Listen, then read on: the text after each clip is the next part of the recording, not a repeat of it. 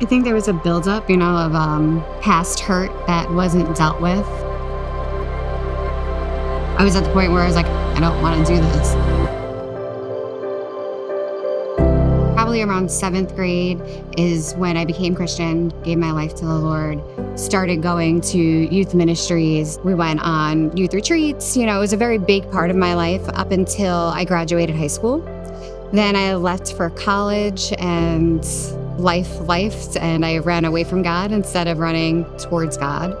I probably spent the next 10 years believing in Him, but not attending a church, not doing anything that I did when I was in middle school and high school.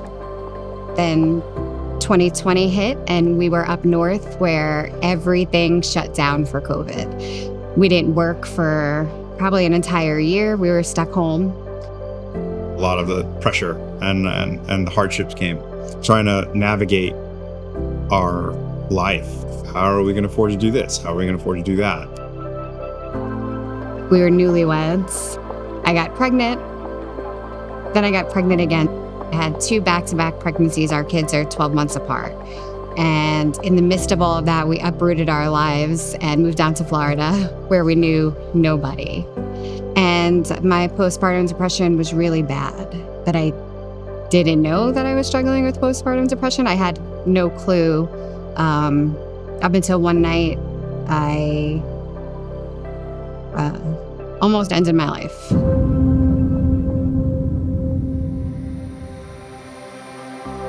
Everything started to shift for me then. Like, I need to go back to my faith. I need to be a strong woman of faith. I literally felt God at that moment saying, find a home, find a church, come back to me.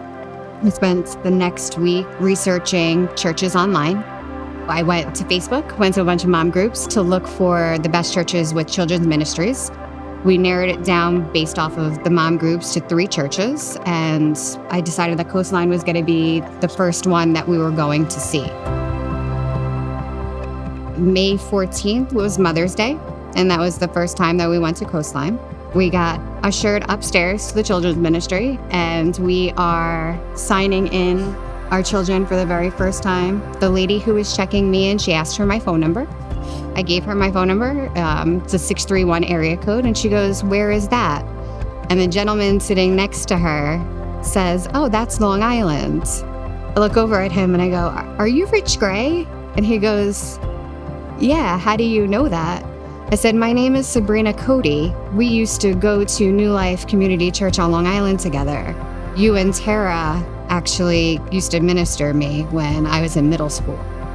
I didn't know that they moved to Florida. I had lost touch with them 20 years before that when I had left New York.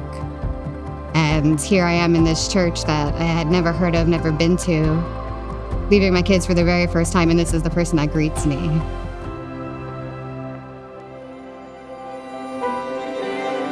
At that moment, I knew this is home. We're supposed to be here. I felt this weight almost lifted off of me. It's the tools that they give us to succeed, in my opinion, that really sets this place apart from other places. They have marriage weekends so that we could grow our marriage. We did the journey classes so that we could learn how to read our Bible and start asking questions.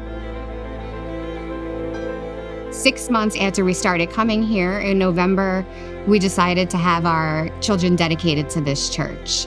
And we had asked Tara and Rich to come on stage during the dedication to be there with us, kind of like a full circle moment. They were the reason why I came to Jesus, and now our kids get to be members of this church with them by our side. And right before that dedication happened, Pastor Jason handed Rich the microphone and asked Rich to speak about our history, how we've known each other. He truly spoke from the heart because he didn't know that it was about to happen. We came here on May 14th.